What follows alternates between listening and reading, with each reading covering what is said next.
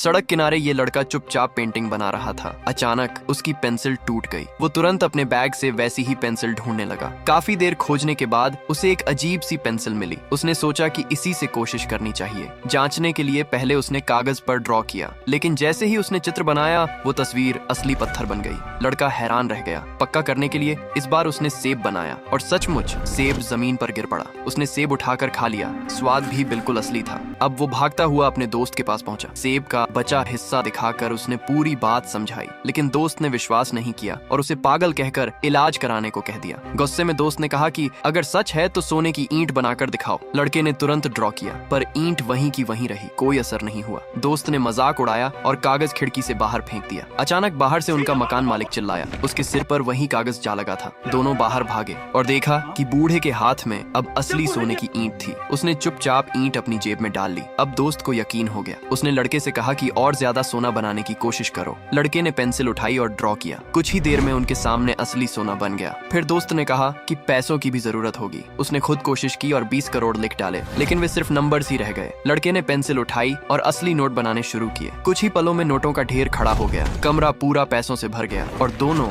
उसी में दबते चले गए। इसी बीच बिल्डिंग का मालिक आ गया। गुस्से में उसने सबको किराया न देने के कारण डांटना शुरू किया, लेकिन तभी लड़का और उसका दोस्त अब महंगे कपड़ों में खड़े दिखाई दिए। लड़के ने पैसों के ब्रीफकेस निकाले और सबका अगले 50 साल का किराया कहकर थमा दिया। अगर आपके पास ऐसी पेंसिल होती तो आप क्या करते?